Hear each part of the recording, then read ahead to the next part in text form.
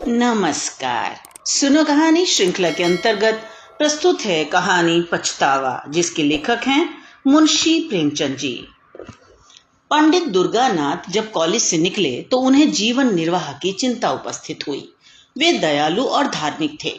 इच्छा थी कि ऐसा काम करना चाहिए जिससे अपना जीवन भी साधारणतः सुखपूर्वक व्यतीत हो और दूसरों के साथ भलाई और सदाचरण का भी अवसर मिले। वे सोचने लगे, यदि किसी कार्यालय में क्लर्क बन जाऊं तो अपना निर्वाह हो सकता है, किंतु सर्वसाधारण से कुछ भी संबंध न रहेगा। वकालत में प्रविष्ट हो जाऊं तो दोनों बातें संभव हैं, किंतु अनेकानेक यत्न करने पर भी अपने को पवित्र रखना कठिन होगा। पुलिस विभाग में दीन पालन और परोपकार के लिए बहुत से अवसर मिलते रहते हैं, किंतु एक स्वतंत्र और सद्विचार प्रिय मनुष्य के लिए वहां की हवा हानिप्रद है। शासन विभाग में नियम और नीतियों की भरमार रहती है। कितना ही चाहो पर वहां कड़ाई और डांट डपट से बचे रहना असंभव है। इसी प्रकार बहुत सोच विचार के पश्चात उन्होंने निश्चय किया कि किसी जमींदार के यहाँ मुख्तियार आम बन जाना चाहिए। वेतन तो अवश्य कम मिलेगा, किंतु दीन खेतीहरों से रात दिन संबंध रहेगा, उनके साथ सद्व्यवहार का अवसर मिलेगा, साधारण जीवन निर्वाह होगा और विचार दृढ़ होंगे। कुंवर विशाल सिंह जी एक संपत्तिशाली जमींदार थे। पंडित दुर्गानाथ ने उनके पास जाकर प्रार्थना की कि मुझे भी अपनी सेवा में रखकर कृतार्थ कीजिए। कुंवर साहब ने इन्हें सिर से पैर तक देखा और कहा, पंडित जी, आपको अपने यहाँ रखने में मुझे बड़ी प्रसन्नता होती, किंतु आपके योग्य मेरे यहाँ कोई स्थान नहीं दिख पड़ता। दुर्गानाथ ने कहा, मेरे लिए किसी विशेष स्थान की आवश्यकता नहीं है, मैं हर एक काम कर सकता हूँ। वेतन आप जो कुछ प्रसन्नता पूर्वक देंगे मैं स्वीकार करूंगा। मैंने तो यह संकल्प कर लिया है कि सिवा किसी रईस के और किसी की नौकरी न करूंगा। कुंवर विशाल सिंह ने अभिमान से कहा, रईस की नौकरी नौकरी नहीं, राज्य है। मैं अपने चपरासियों को 2 रुपए माहवार देता हूँ और वे तंजेब के अंगरखे पहनकर निकलते हैं। उनके दरवाजों पर घोड़े बंधे हुए हैं। मेरे कारिंदे 5 रुपए से अधिक नहीं पाते, किंतु शादी विवाह वकीलों के यहाँ करते हैं। ना जाने उनकी कमाई में क्या बरकत होती है। बरसों तनख्वाह का हिसाब नहीं करते। कितने ऐसे हैं जो बिना तनख्वाह के कारिंदगी या चपरासीगिरी को तैयार बैठे हैं, परंतु अपना यह नियम नहीं। समझ लीजिए, मुख्तियार आम अपने इलाके में एक बड़े जमींदार से अधिक रौब रखता है। उसका ठाट बाट और उसकी हुकूमत छोटे छोटे राजाओं से कम नहीं। जिसे इस नौकरी का चस्का लग गया है, उसके सामने तहसीलदारी झूठी है। पंडित दुर्गानाथ ने कुंवर साहब की बातों का समर्थन किया, जैसे कि करना उनकी सभ्यता अनुसार उचित था।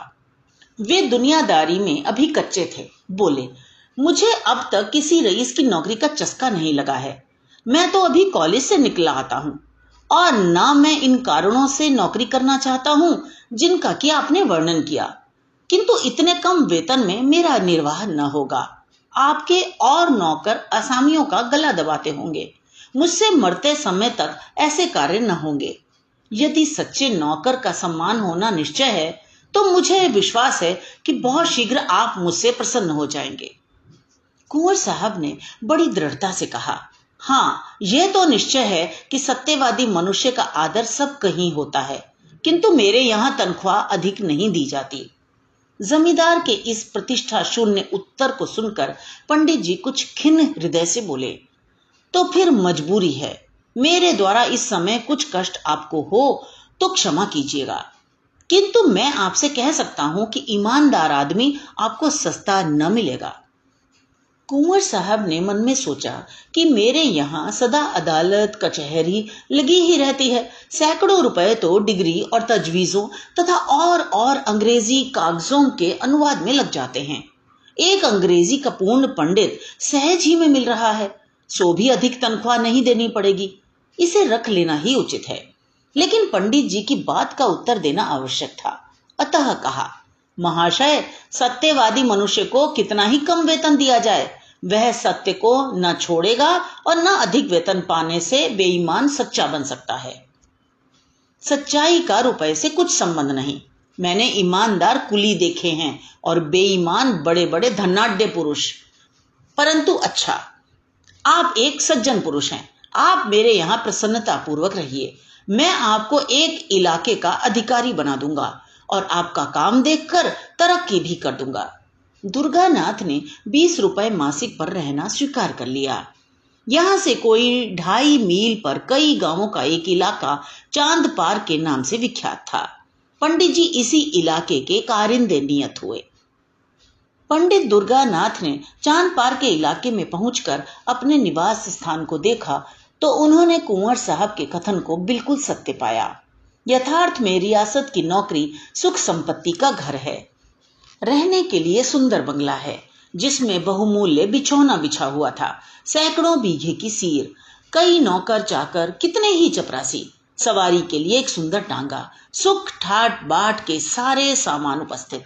किंतु इस प्रकार की सजावट और विलास की सामग्री देखकर उन्हें उतनी प्रसन्नता न हुई, क्योंकि इसी सजे हुए बंगले के चारों ओर किसानों के झोंपड़े थे। फूस के घरों में मिट्टी के बर्तनों के सिवा और सामान ही क्या था। वहां के लोगों में वह बंगला कोट के नाम से विख्यात था। लड़के उसे भय की दृष्टि से देखते।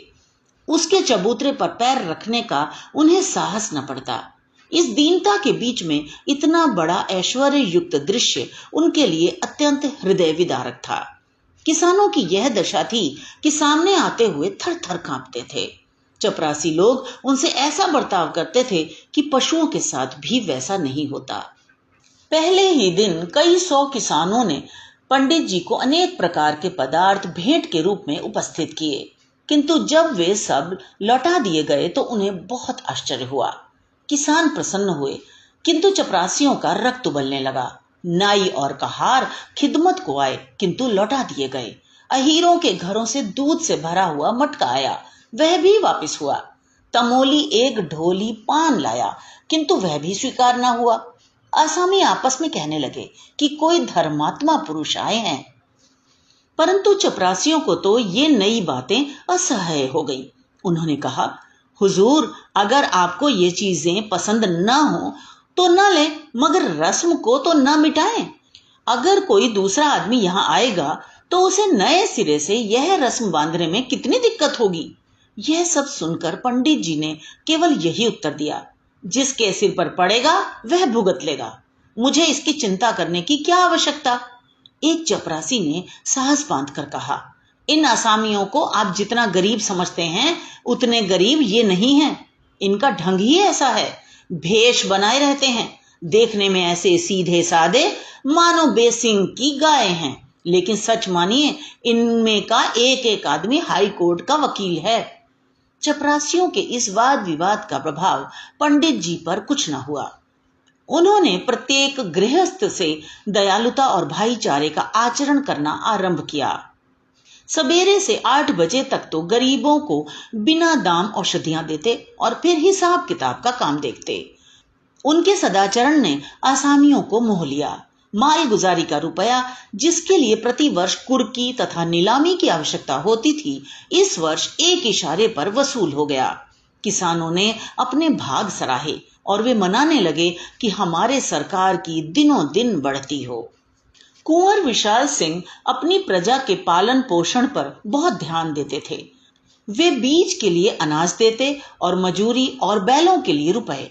फसल कटने पर 1 का 1.5 वसूल कर लेते। चांद पार के कितने ही आसामी इनके ऋणी थे। चैत का महीना था। फसल कट कट कर खलियानों में आ रही थी। खलियान में से कुछ अनाज घर में आने लगा था। इसी अवसर पर कुंवर साहब ने चांद पार वालों को बुलाया और कहा, हमारा अनाज और रुपया बेबाक कर दो।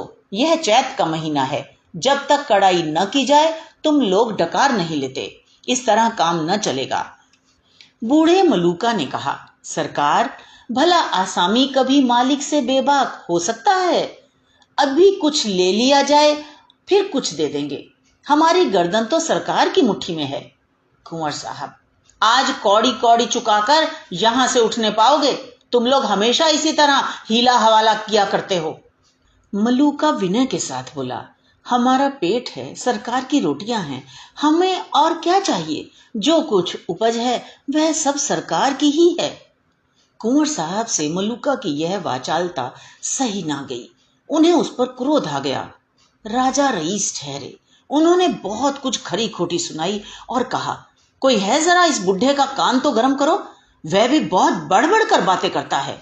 उन्होंने तो कदाचित धमकाने की इच्छा से कहा, किंतु चपरासी कादिर खां ने लपक कर बूढ़े की गर्दन पकड़ी और ऐसा धक्का दिया कि बेचारा जमीन पर जा गिरा। मलूका के 2 जवान बेटे वहां चुपचाप खड़े थे। बाप की ऐसी दशा देखकर उनका रक्त गर्म हो उठा। वे दोनों झपटे और कादिर खां पर टूट पड़े। धमाधम शब्द सुनाई पड़ने लगा। खां साहब का पानी उतर गया, साफा अलग जा गिरा। अचकन के टुकड़े टुकड़े हो गए, किंतु जबान चलती रही। मलूका ने देखा बात बिगड़ गई। वह उठा और कादिर खां को छुड़ाकर अपने लड़कों को गालियां देने लगा। जब लड़कों ने उसी को डांटा तब दौड़कर कुंवर साहब के चरणों पर गिर पड़ा। पर बात यथार्थ में बिगड़ गई थी।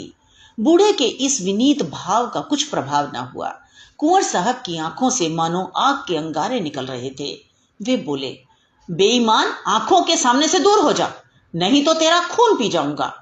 बूढ़े के शरीर में रक्त तो अब वैसा न रहा था, किंतु कुछ गर्मी अवश्य थी। समझता था कि ये कुछ न्याय करेंगे, किंतु यह फटकार सुनकर बोला, सरकार, बुढ़ापे में आपके दरवाजे पर पानी उतर गया और तिस पर सरकार हम ही को डांटते हैं। कुंवर साहब ने कहा, तुम्हारी इज्जत अभी क्या उतरी है, अब उतरेगी। दोनों लड़के सरोष बोले, सरकार अपना रुपया लेंगे कि किसी की इज्जत लेंगे? कुंवर साहब ऐंठ कर बोले, रुपया पीछे लेंगे, पहले देखेंगे कि तुम्हारी इज्जत कितनी है।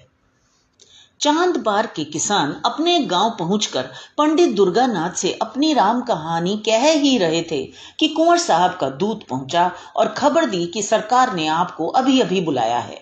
दुर्गानाथ ने असामियों को पारितोष दिया और आप घोड़े पर सवार होकर दरबार में हाजिर हुए।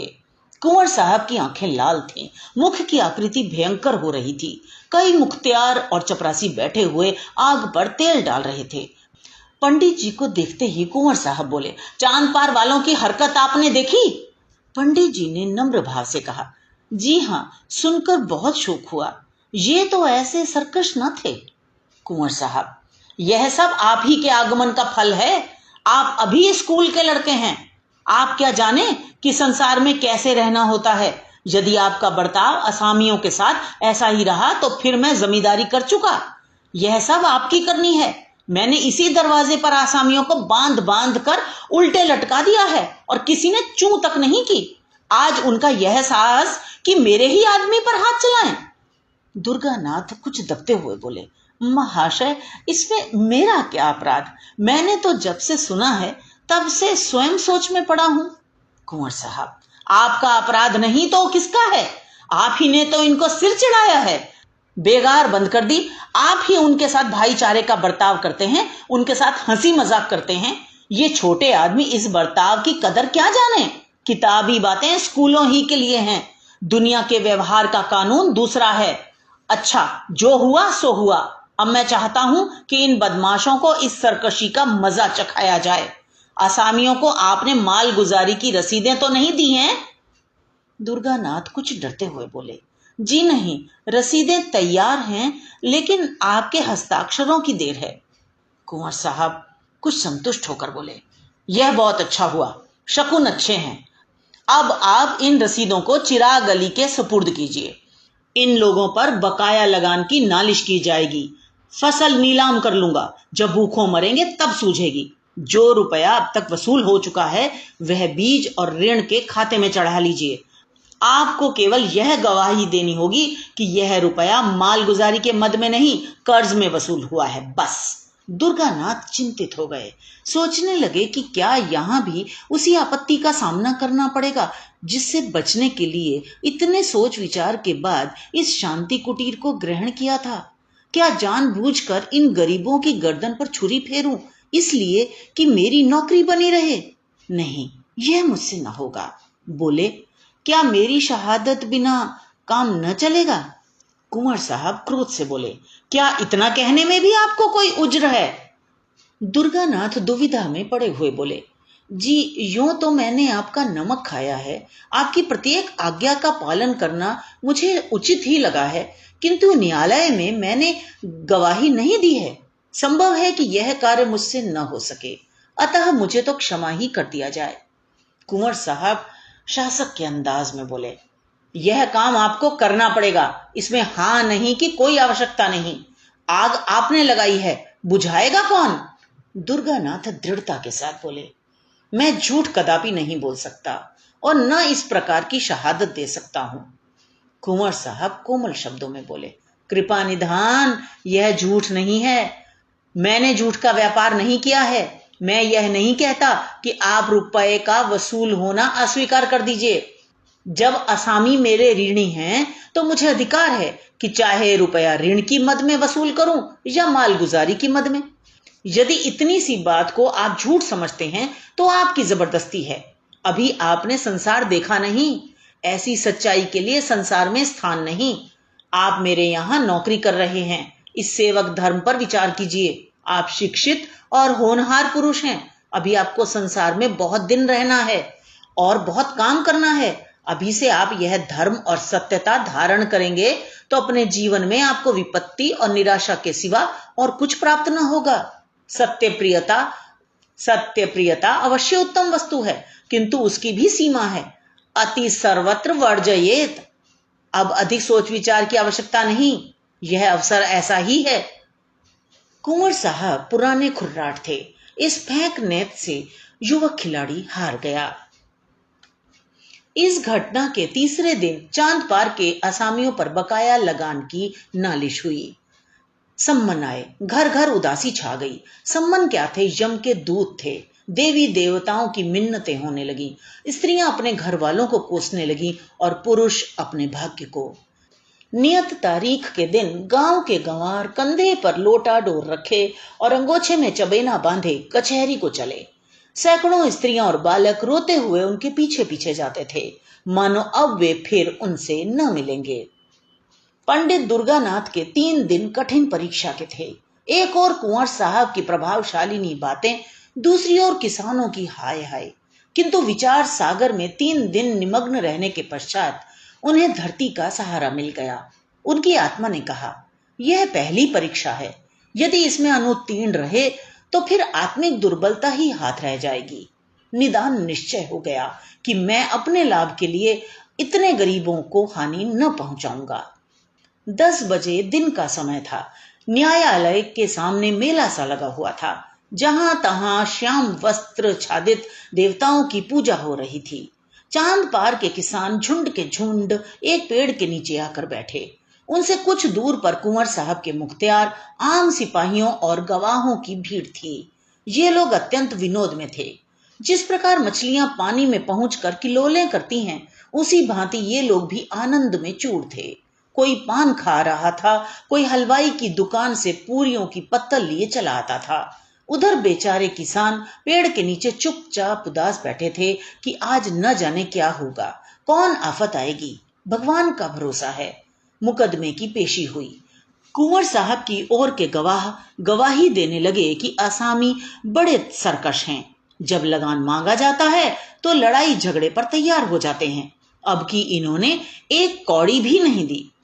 कादिर खान ने रोकर अपने सिर की चोट दिखाई। सबसे पीछे पंडित दुर्गानाथ की पुकार हुई। उन्हीं के बयान पर निपटारा होना था। वकील साहब ने उन्हें खूब तोते की भांति पढ़ा रखा था, किंतु उनके मुख से पहला वाक्य निकला ही था कि मैजिस्ट्रेट ने उनकी ओर तीव्र दृष्टि से देखा। वकील साहब बगलें झांकने लगे।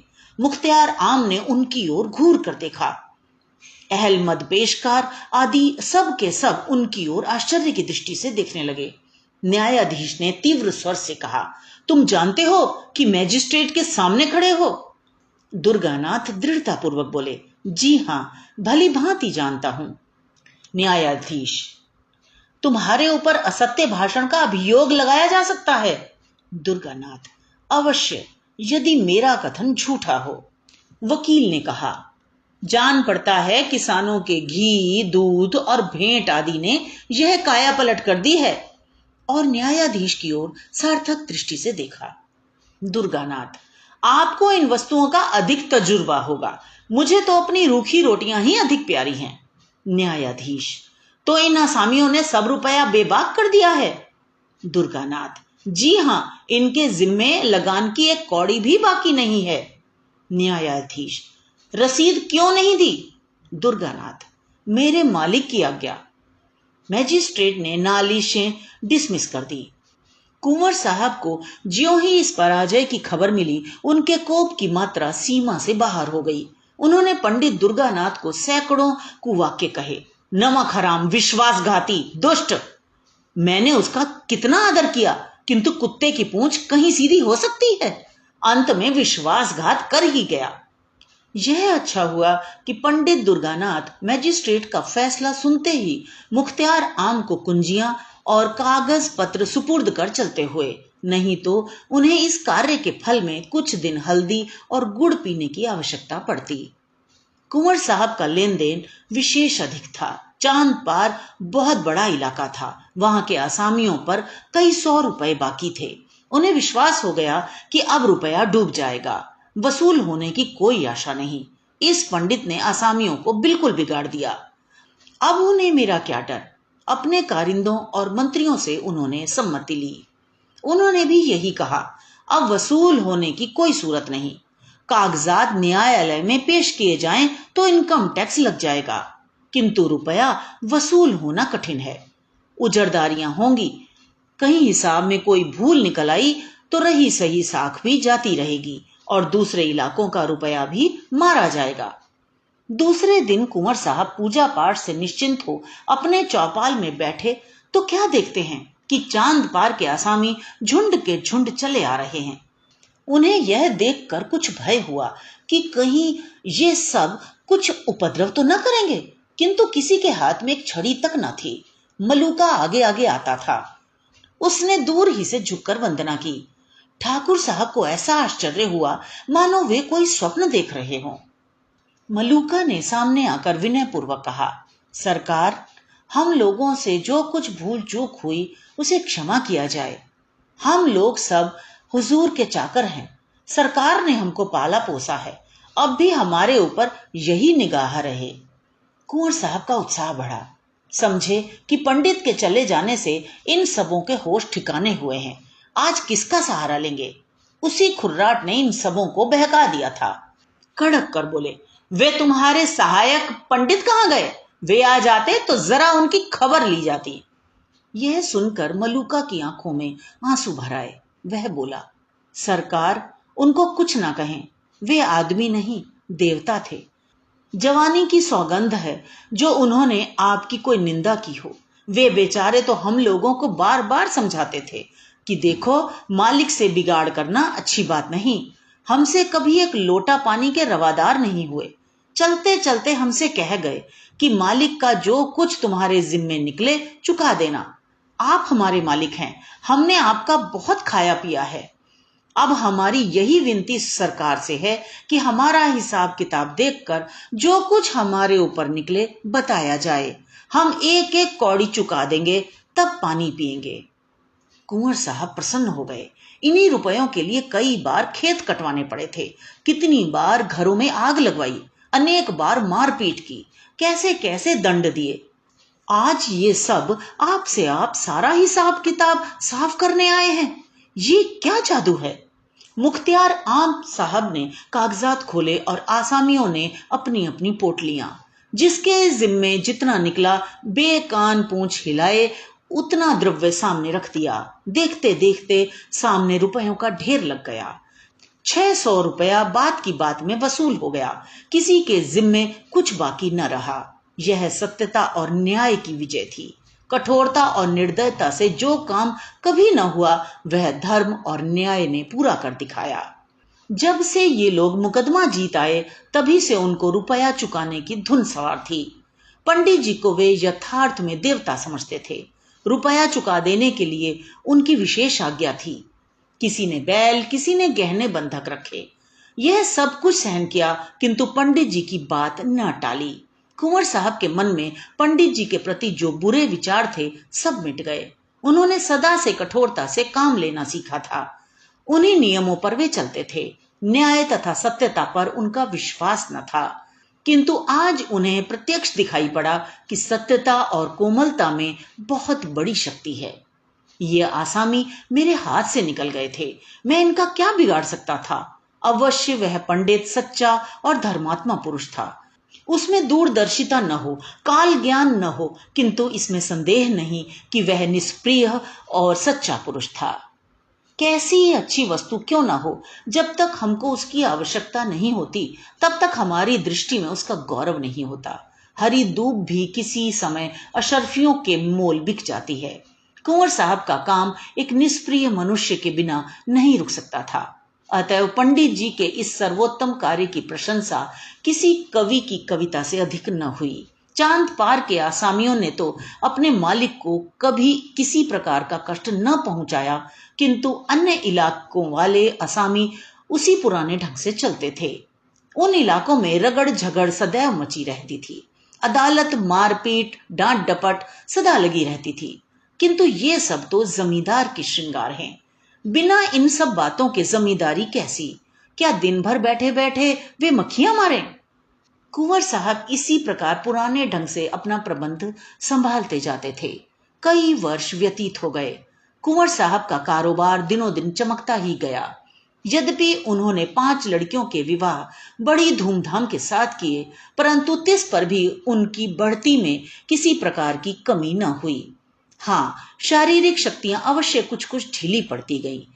बड़ी भारी चिंता यही थी कि इतनी बड़ी संपत्ति और ऐश्वर्य को भोगने वाला कोई उत्पन्न न हुआ। भांजे, भतीजे और नवासे इस रियासत पर दांत लगाए हुए थे। कुंवर साहब का मन अब इन सांसारिक झगड़ों से फिरता जाता था। आखिर यह रोना धोना किसके लिए? अब उनके जीवन नियम में एक परिवर्तन हुआ। द्वार पर कभी कभी साधु संत धूनी रमाए हुए दिखाई पड़ते, स्वयं भगवत गीता और विष्णु सहस्त्रनाम पढ़ते थे। पारलौकिक चिंता अब नित्य रहने लगी। परमात्मा की कृपा और साधु संतों के आशीर्वाद से बुढ़ापे में उनको एक लड़का पैदा हुआ। जीवन की आशाएं सफल हुईं, पर दुर्भाग्यवश पुत्र के जन्म ही से कुंवर साहब शारीरिक व्याधियों से ग्रस्त रहने लगे। सदा वैद्यों और डॉक्टरों का तांता लगा रहता था, लेकिन दवाओं का उल्टा प्रभाव पड़ता। ज्यों त्यों करके उन्होंने 2.5 वर्ष बिताए। अंत में उनकी शक्तियों ने जवाब दे दिया। उन्हें मालूम हो गया कि अब संसार से नाता टूट जाएगा। अब चिंता ने और धर दबाया। यह सारा माल असबाब, इतनी बड़ी संपत्ति किस पर छोड़ जाऊं? मन की इच्छाएं मन ही में रह गई। लड़के का विवाह भी न देख सका। उसकी तोतली बातें सुनने का भी सौभाग्य न हुआ। हाय, अब इस कलेजे के टुकड़े को किसे सौंपूं जो इसे अपना पुत्र समझे? लड़के की मां स्त्री जाति न कुछ जाने न समझे। उससे कारोबार संभलना कठिन है। मुख्तियार आम, गुमाश्ते, कारिंदे कितने हैं, किंतु सब के सब स्वार्थी, विश्वासघाती। एक भी ऐसा पुरुष नहीं जिस पर मेरा विश्वास जमे। कोर्ट ऑफ वार्ड्स के सुपुर्द करूं तो वहां भी वे ही सब आपत्तियां। कोई इधर दबाएगा, कोई उधर। अनाथ बालक को कौन पूछेगा? हाय, मैंने आदमी नहीं पहचाना। मुझे हीरा मिल गया था, मैंने उसे ठीकरा समझा। कैसा सच्चा, कैसा वीर, दृढ़ प्रतिज्ञ पुरुष था। यदि वह कहीं मिल जाए तो इस अनाथ बालक के दिन फिर जाएं।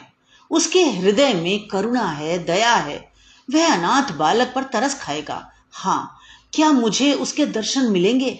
मैं उस देवता के चरण धोकर माथे पर चढ़ाता, आंसुओं से उसके चरण धोता। वही यदि हाथ लगाए तो यह मेरी डूबती नाव पार लगे। ठाकुर साहब की दशा दिन पर दिन बिगड़ती गई। अब अंतकाल आ पहुंचा। उन्हें पंडित दुर्गानाथ की रट लगी हुई थी। बच्चे का मुंह देखते और कलेजे से एक आह निकल जाती। बार बार पछताते और हाथ मलते। हाय, उस देवता को कहां पाऊं जो कोई उसके दर्शन करा दे, आधी जायदाद उस पर न्यौछावर कर दूं। प्यारे पंडित, मेरे अपराध क्षमा करो। मैं अंधा था, अज्ञानी था। अब मेरी बाह पकड़ो, मुझे डूबने से बचाओ। इस अनाथ बालक पर तरस खाओ। हितार्थी और संबंधियों का समूह सामने खड़ा था। कुंवर साहब ने उनकी ओर अधखुली आंखों से देखा। सच्चा हितैषी कहीं दिखाई न पड़ा। सबके चेहरे पर स्वार्थ की झलक थी। निराशा से आंखें मूंद लीं। उनकी स्त्री फूट फूट कर रो रही थी। निदान उसे लज्जा त्यागनी पड़ी। वह रोती हुई पास जाकर बोली, प्राणनाथ, मुझे और इस असहाय बालक को किस पर छोड़े जाते हो? कुंवर साहब ने धीरे से कहा, पंडित दुर्गानाथ पर। वे जल्द आएंगे। उनसे कह देना कि मैंने उनको सब कुछ भेंट कर दिया। यह अंतिम वसीयत है। तो ये तो थी कहानी। मुझे आशा है आपने आनंद लिया होगा। इसी तरह कहानियों को अपने दोस्तों के साथ, मित्रों के साथ भी साझा कीजिए, ताकि सांस्कृतिक विरासत की परंपरा यूं ही पनपती रहे। तो मिलते हैं अगली कहानी में। धन्यवाद।